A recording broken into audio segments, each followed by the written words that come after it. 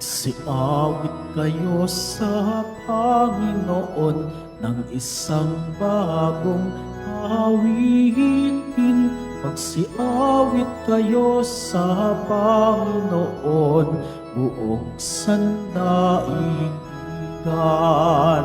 Awitan ang Panginoon at purihin ang kaniyang kahalan, ipahayag ang kanyang pagliligtas sa lahat ng panahon. Magsiawit kayo sa Panginoon ng isang bagong pawitin. Magsiawit kayo sa Panginoon, buong sandaigdigan.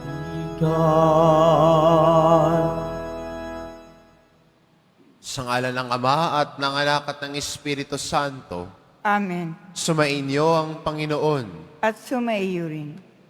Mga kapatid, aminin po natin ang ating mga kasalanan upang marapat tayong gumanap sa banal na pagdiriwang.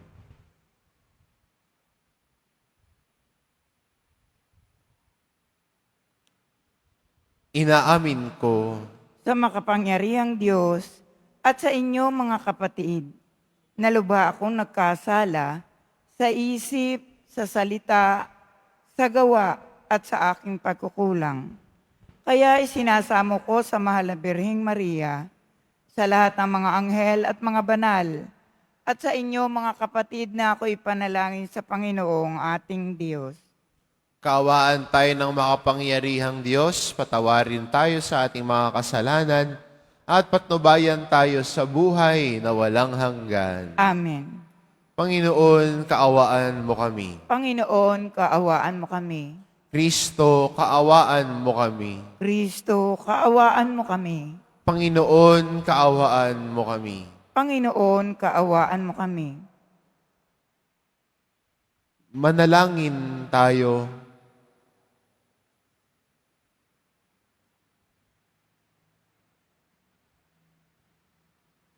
Ama naming makapangyarihan, itaguyod mo ang aming ginagampanan, alinsunod sa iyong kalooban, upang sa ngalan ng anak mong mahal, kaming maging marapat magkaroon ng karagdagan sa aming paggawa ng mga kabutihan sa pamamagitan ni Heso Kristo, kasama ng Espiritu Santo, magpa sa walang hanggan. Amen. Magsiupo po ang lahat. Pagbasa mula sa sulat sa mga Hebreo. Bawat saserdote ay nakatayong naglilingkod araw-araw at naghahandog ng iyon at iyon ding mga hain. Subalit, hindi makapapawi ng kasalanan ang mga haing iyon. Ngunit, si Kristo ay minsan lamang naghandog dahil sa mga kasalanan at ito'y sapat na. Pagkatapos lumuklok siya sa kanan ng Diyos at naghihintay siya roon hanggang sa lubusang pasukuin sa kanya ng Diyos ang kanyang mga kaaway. Sa makatuwid, sa pamamagitan ng isa lamang paghahandog, ay kanyang pinapaging banal magpakailanman ang mga nililinis niya. Ang Espiritu Santo'y nagpapatutuo rin sa atin tungkol dito. Unay, sinabi niya, ito ang aking magiging tipan sa kanila. Pagdating ng mga araw na iyon, sabi ng Panginoon, iuukit ko sa kanilang puso ang aking mga utos at itatanim ko ang mga ito sa kanilang mga isip. At kanya ring sinabi pagkatapos, hindi ko na alalahanin pa ang kanilang mga kasalanan at mga kasamaan, sapagkat ipinatawad na ang mga kasalanan, hindi na kailangan pang maghandog dahil sa kasalanan. Ang salita ng Diyos. Salamat sa Diyos. Ika'y paring walang hanggan, katulad ni Melchizedek. Ika'y paring walang hanggan, katulad ni Melchizedek. Sinabi ng poon sa hari ko't Panginoon, maupo ka sa kanan ko, hanggang ang kaaway mo ay lubos na mapasuko, pagkat iyong matatalo. Ika'y paring walang hanggan, katulad ni Melchizedek. Magmula sa dakong Siyon, ay palalawakin niya ang lupaing iyong sakop, at lahat ng kaaway mo'y sakupin at pagharian, gayon ang kanyang utos. Ika'y paring walang hanggan, katulad ni Melchizedek.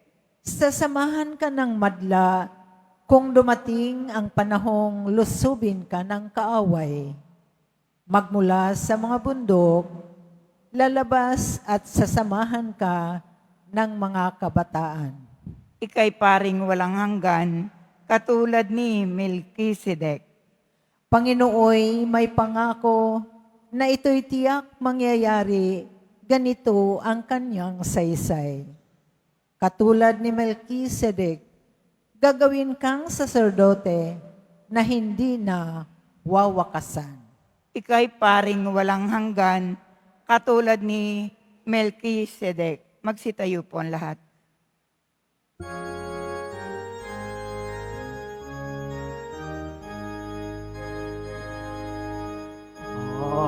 Alleluia, Alleluia, Alleluia,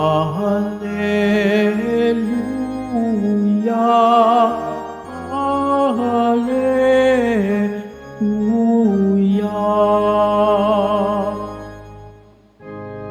Salita ng Diyos ang buto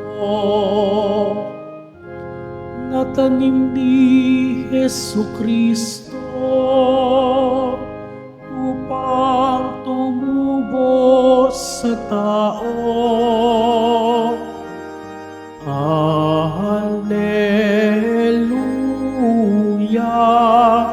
Alleluia, Alleluia, Alleluia.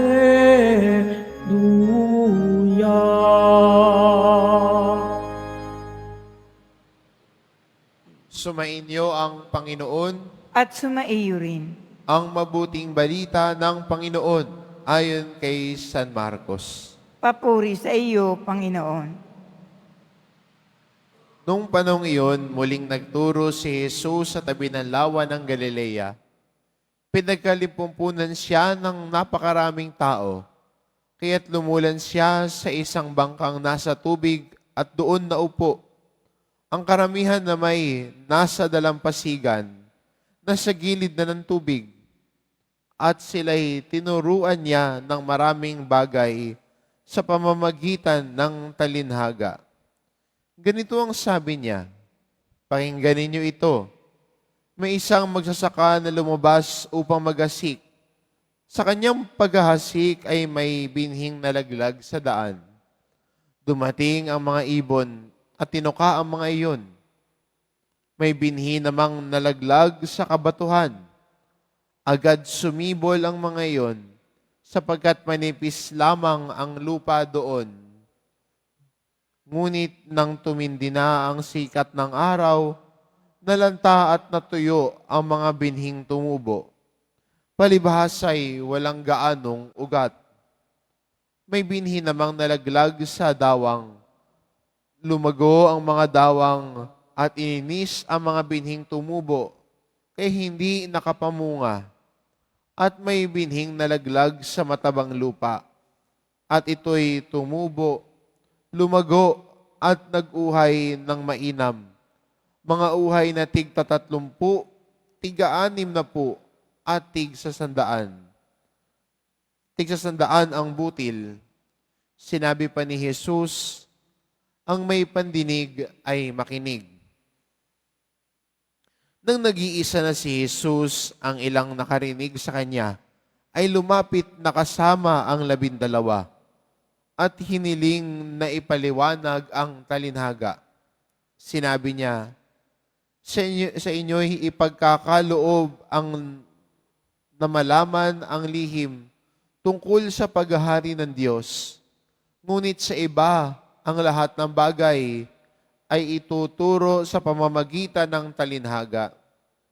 Kaya nga tumingin man sila ng tumingin, ay hindi sila makakikita.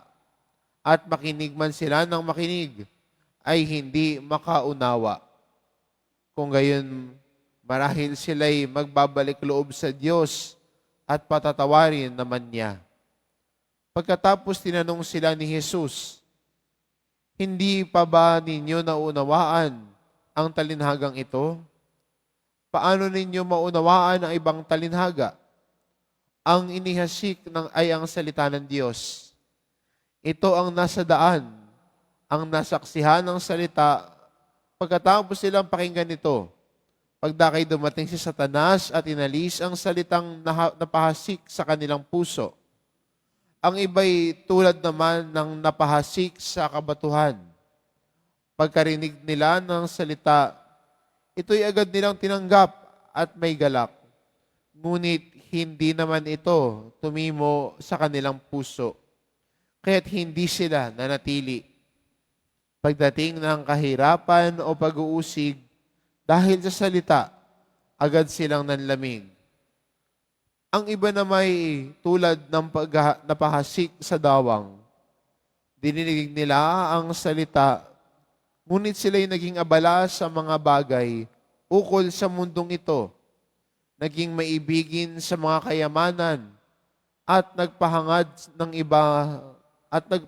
sa iba pang mga bagay. Ano pat ang salita'y nawalan na ng puwang sa kanilang mga puso, kaya't hindi sila nakapamunga. Ngunit ang iba'y tulad ng binhing napahasik sa matabang lupa. Pinakikinggan nila at tinanggap ang salita at sila'y nagsipamunga. May tig-30, may tig-60 at may tig-100. Ang mabuting balita ng Panginoon. Pinupuri ka namin, Panginoong Hesukristo. Magsiupo muna ang lahat.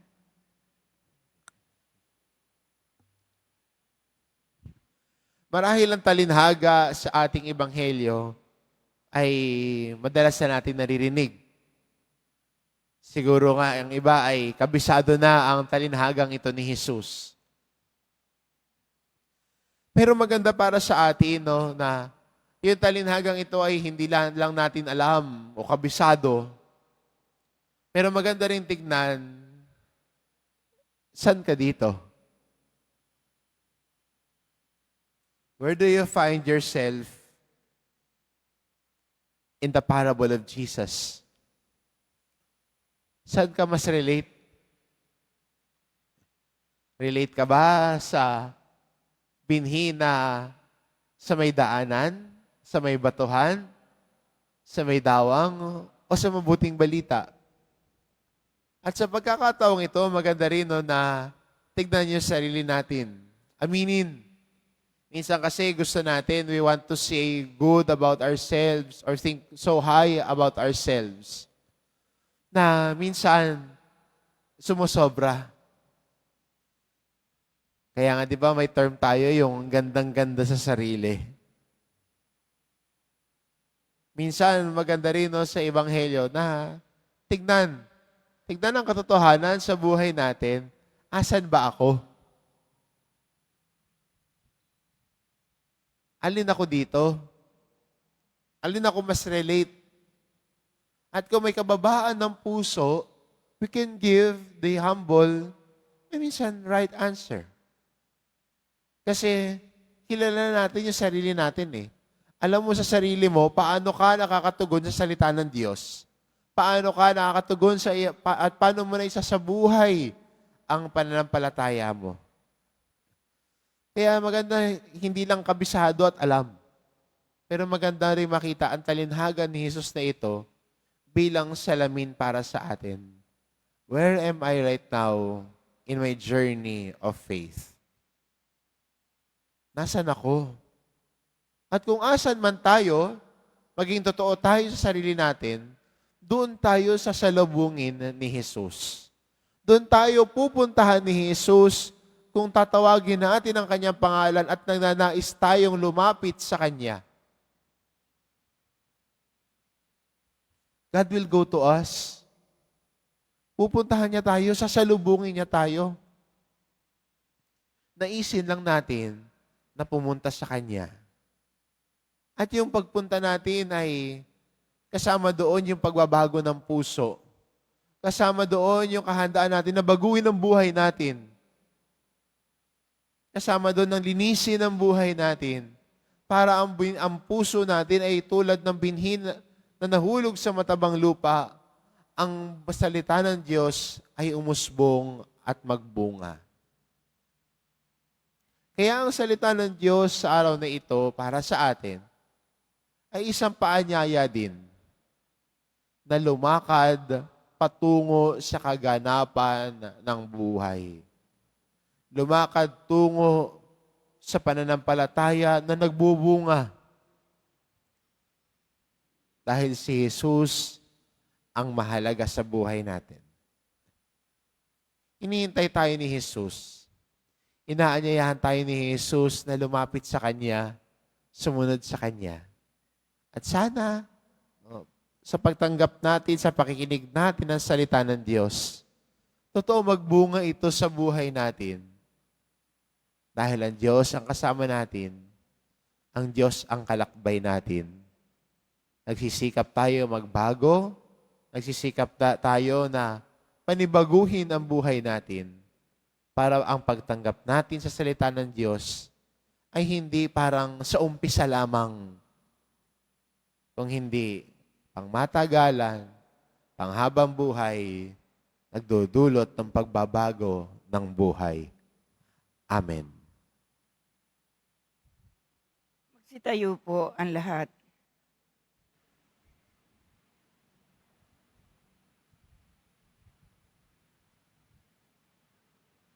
Minamahal ko mga kapatid, tinuturuan tayo ni Kristo sa pamamagitan ng mga talinhaga. Si Kristo ang maghahasik ng binhi ng salita ng Diyos. Tumugon tayo sa kanyang gawaing ito sa pamamagitan ng ating pagtawag sa Ama. Ang ating itugon, banal na mga hasik, basbasan mo kami. Banal na mga hasik, basbasan mo kami.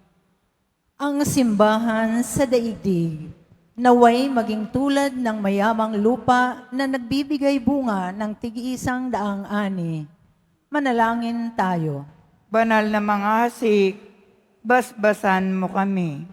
Ang mga pinuno ng mga bansa, naway mamuno sa pamamaraang kaaya-aya sa Diyos at sa kanilang nasasakupan. Manalangin tayo. Banal na mga hasik, basbasan mo kami. Ang mga hindi nasisiyasat na mga ambisyon at pagkamakakasirili, naway hindi makasagabal sa salita ng Diyos sa ating buhay.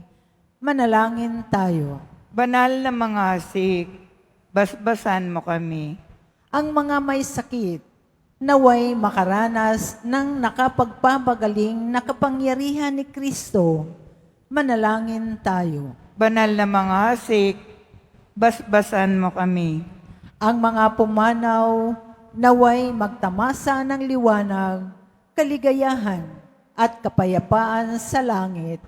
Manalangin tayo. Banal na mga hasik, basbasan mo kami. Sa ilang sandali ng katahimikan, ating ipanalangin ang iba pang mga pangangailangan ng ating pamayanan, gayon din ang mga intensyon na inialay sa ating misa sa araw na ito at isama rin natin ang ating mga pansariling kahilingan.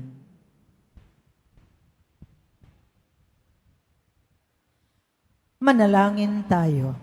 Banal na mga hasik, basbasan mo kami. Makalangit na Ama, tulungan mo kaming makilala ang binhi ng iyong salita at gawa sa aming buhay. Huwag nawa kaming magambala ng mga alalahanin ng mundong ito. Bagkus maging maliksi kami sa paglilingkod upang mamunga ang aming mga mabubuting gawain. Hinihiling namin ito sa pamamagitan ni Kristong aming Panginoon. Amen. Magsiupo ang lahat.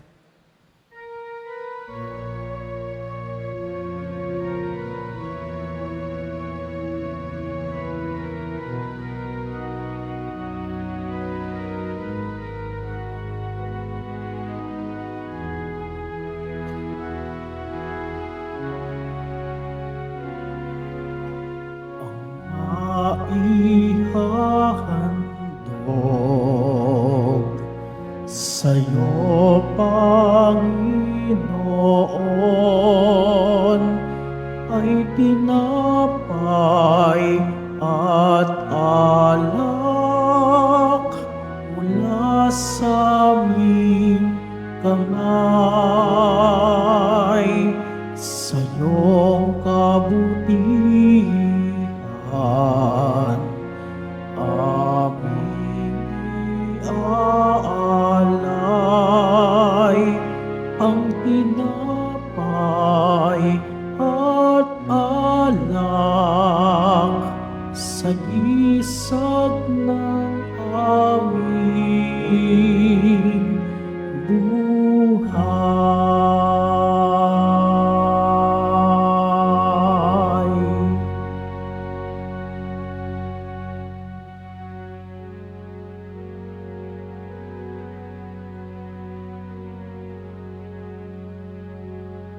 Magsitayo po ang lahat.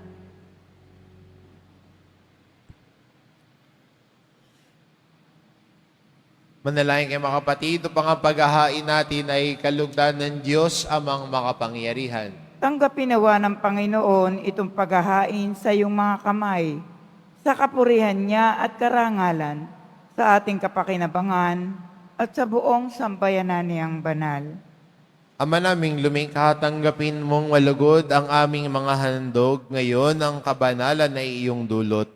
Kami sumasamo sa iyo't lumuluhog upang kaligtas ay iyong ipagkaloob sa pamamagitan ni Hesukristo kasama ng Espiritu Santo magpa sa walang hanggan. Amen. Sumainyong Panginoon, At sumaiyo rin. itaas sa Diyos ang inyong puso at diwa. Itinaas na namin sa Panginoon. Pasalamatan natin ang Panginoong ating Diyos. Marapat na siya ay pasalamatan. Ama naming makapangyarihan, tunay ngang marapat na ikaw ay aming pasalamatan. Sa iyong paglingap at kagandahang loob, ang tao'y nilikha mo't pinangangasiwa sa sansinukob. Sa hangad mong siya'y iwastong lubos, siya'y pinagdusa mo sa kanyang pagtalikod. Sa iyong paggiliw, iyong ipinahintulot na makabalik siya sa pamamagitan ni Kristo Jesus.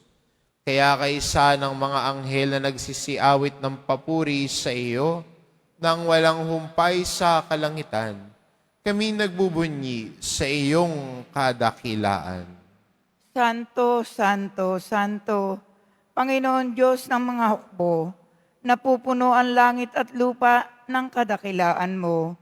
Usana sa kaitaasan, pinagpala ang naparirito sa ngalan ng Panginoon.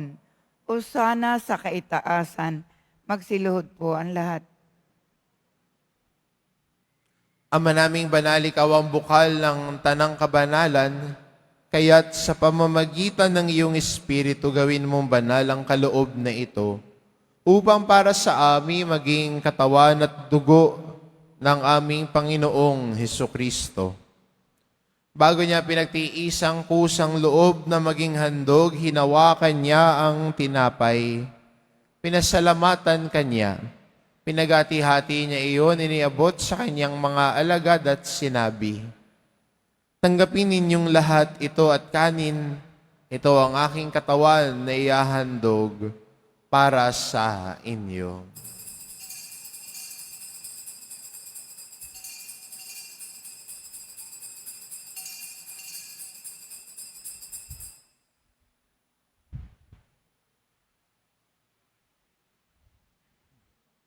Gayun din naman ang matapos ang hapunan, hinawakan niya ang kalis. Muli kanyang pinasalamatan. Iniabot niya ang kalis sa kanyang mga alagad at sinabi, "Tanggapin ninyong lahat ito at inumin ito ang kalis ng aking dugo, ng bago't walang hanggang tipan.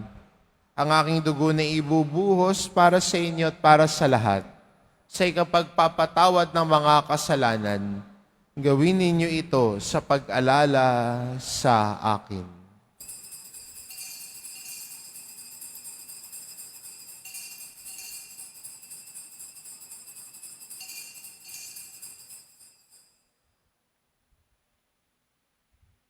Magsitayo po ang lahat. Ipagbunyi natin ang misteryo ng pananampalataya. Si Kristo'y namatay, si Kristo'y nabuhay, si Kristo'y babalik sa wakas ng panahon. Ama, ginagawa namin ngayon ang pag-alala sa pagkamatay at muling pagkabuhay ng iyong anak. Kaya't inaalay namin sa iyo ang tinapay na nagbibigay buhay at ang kalis na nagkakaloob ng kaligtasan. Kaming nagpapasalamat dahil kami iyong minarapat na tumayo sa harap mo para maglingkod sa iyo. Isinasamo namin kaming magsasalo-salo sa katawan at dugo ni Kristo ay mabuklod sa pagkakaisa sa pamamagitan ng Espiritu Santo. Ama, lingapin mo ang iyong simbahang laganap sa buong daigdig. Puspusin mo kami sa pag-ibig kay ni Francisco na aming Papa at ni Jose na aming Obispo at ng Tanang Kaparian.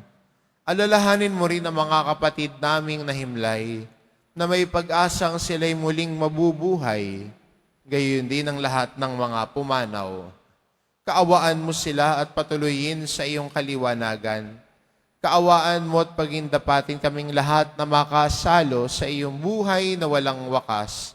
Kaisa ng mahal na Birheng Maria na ina ng Diyos, ng kabiyak ng puso niyang si San Jose, kaisa ng mga apostol at ng lahat ng mga banal na namuhay dito sa daigdig ng kalugod-lugod sa iyo, may pagdiwang nawa namin ang pagpupuri sa ikararangal mo sa pamamagitan ng iyong anak na aming Panginoong Hesu Kristo. Sa pamamagitan ni Kristo, kasama niya at sa Kanya, ang lahat ng parangal at papuri ay sa iyo, Diyos amang makapangyarihan, kasama ng Espiritu Santo, magpa sa walang hanggan. Amen. Sa tagubilin ng mga nakagagaling na utos at turo ni Jesus na Panginoon natin at Diyos, ipahayag po natin ng lakas loob. Ama namin, sumasalangit ka, sambahin ang ngalan mo.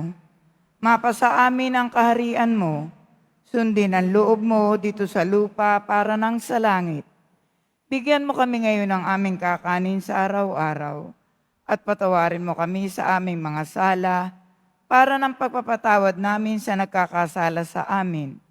At huwag mo kaming ipahintulot sa tukso at iadya mo kami sa lahat ng masama. Hinihiling namin kami adya sa lahat ng masama, pagkalooban ng kapayapaan araw-araw, iligtas sa kasalanan at ilayo sa lahat ng kapahamakan. Samantalang aming pinananabikan ng dakilang araw ng pagpapahayag ng tagapagligtas naming si Hesu Kristo. Sapagkat iyo ang kaharian at ang kapangyarihan at ang kapurihan magpakailanman. Amen. Panginoong Jesucristo, sinabi mo sa iyong mga apostol, kapayapaan ang iniiwan ko sa inyo, ang aking kapayapaan ang ibinibigay ko sa inyo. Tungayan mo ang aming pananampalataya at huwag ang aming pagkakasala.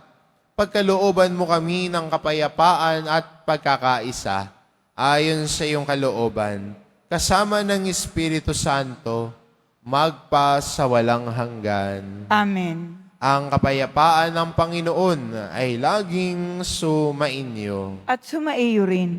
Magbigayan kayo ng kapayapaan sa isa't isa. Kordero ng Diyos na nag-aalis sa mga kasalanan ng sanlibutan, maawa ka sa amin. Kordero ng Diyos na nag-aalis sa mga kasalanan ng sanlibutan, maawa ka sa amin.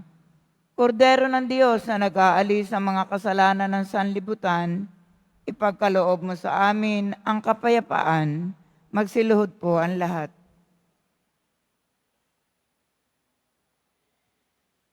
Itong kordero ng Diyos, ito nag-aalis ng kasalanan ng sanlibutan. Mapalad ang mga inaanyayahan sa kanyang piging. Panginoon, hindi ako karapat-dapat na magpatuloy sa iyo. Ngunit sa isang salita mo lamang, ay gagaling na ako.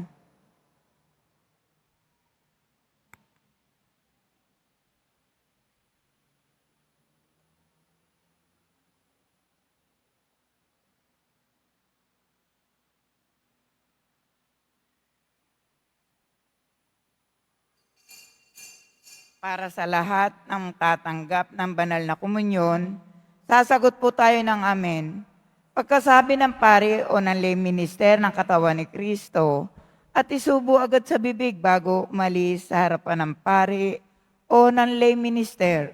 Sumunod po tayo.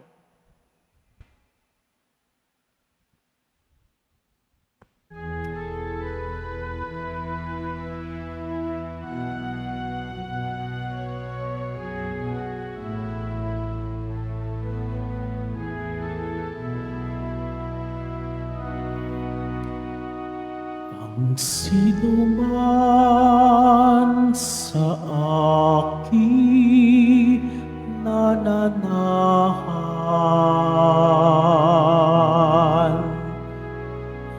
mananahan din ako sa Kanya.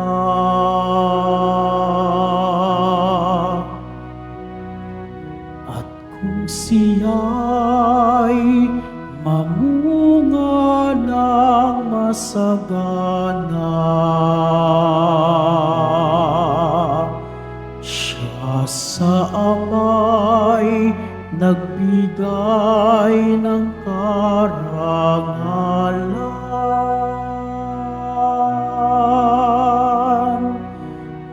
Mula ngayon, kayo'y aking kaibigan.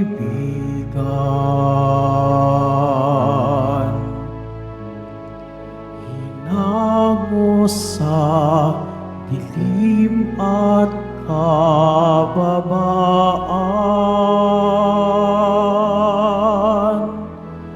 ang kaibigay mag-aalay ng sarili niyang buhay, walang higit sa yaring pag-aalay.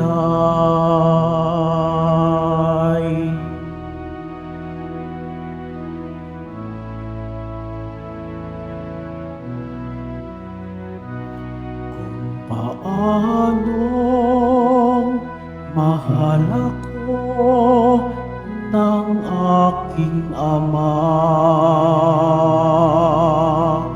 sa inyo'y aking ibig nadarama. Sa pag-ibig ko, kayo sana ay manahan,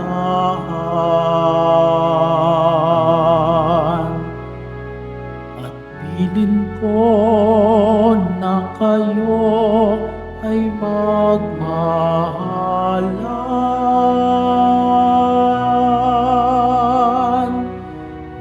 Mula ngayon, kayo'y aking kaibigan.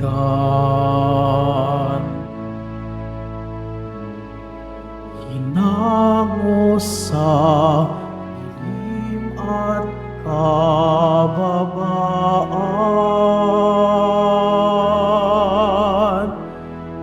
ang kaibigay mag-aalay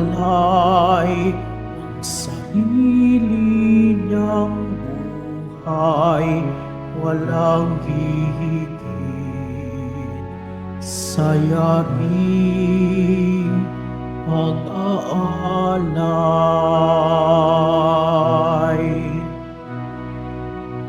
Mula ngayon, kayo'y aking kaibigan.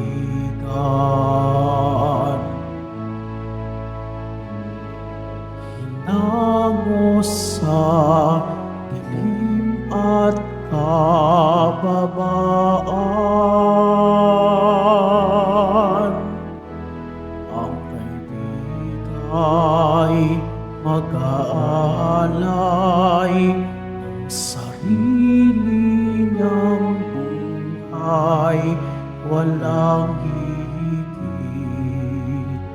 sa yaring pag-aalay.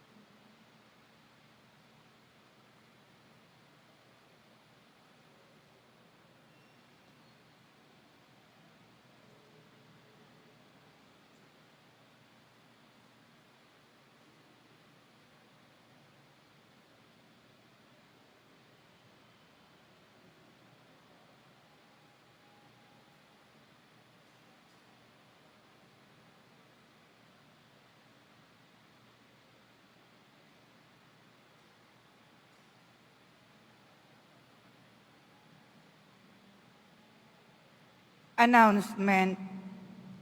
Sa darating na Sabado, February 1, 2025, sa ganap na ikalima, ika-6 at ika-7 na gabi na misa at sa Linggo, February 2, 2025, ay ang kapistahan ng pagdadala kay Jesus na Panginoon sa templo, o mas kilala rin sa tawag na Fiesta ng Candelaria.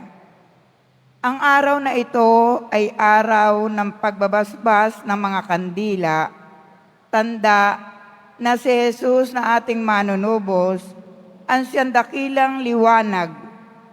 Ang lahat ay inaanyayahan na magdala ng mga kandila, at sa bawat misa na gaganapin ay magkakaroon ng pagbabasbas.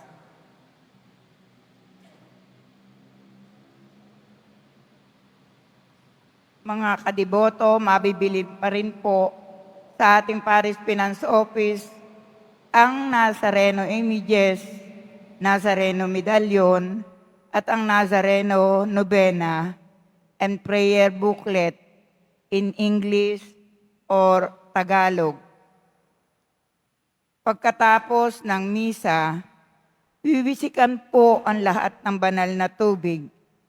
Pinakikiusapan ang lahat na manatili lamang muna sa inyong mga lugar. Tanging sa Quezon Boulevard o sa Plaza San Juan lamang ang labasan ng lahat. Sumunod po tayo.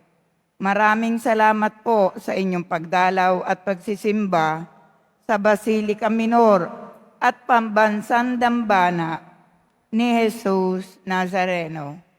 Magsitayo po ang lahat. Manalangin tayo. Ama naming mapagmahal, ipagkaloob mong sa aming pakikinabang, sa iyong kagandahang loob na bumubuhay.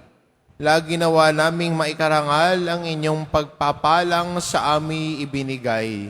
Sa pamamagitan ni Hesukristo, kasama ng Espiritu Santo, magpa sa walang hanggan. Amen. Sumainyo ang Panginoon. At sumaiyo rin. Mahal na pong Isus Nazareno, Inihayag mo sa pamamagitan ng krus ang walang maliw na pag-ibig ng Diyos sa sangkatauhan. Pakinggan mo ang kahilingan lalo na para sa mga nangangailangan ng iyong tulong at awa. Makamtanawa namin ang iyong kasagutan na may utang na loob na tinatanaw. Basbasan din po ninyo itong mga imahin at dasalan upang lalo kaming manalangin at magtiwala. Sa pamamagitan ng bendisyon na ito, naway lalo kaming maging mapaglingkod, masunurin at tapat sa iyo, na aming maluwalhating Panginoon magpasawalang hanggan. Amen. At pagpalain kayo ng ating mapagmahal na Diyos, ang Ama at ang Anak at ang Espiritu Santo. Amen. Humayo kayo, taglay ang kapayapaan ng poong Jesus Nazareno. Salamat sa Diyos.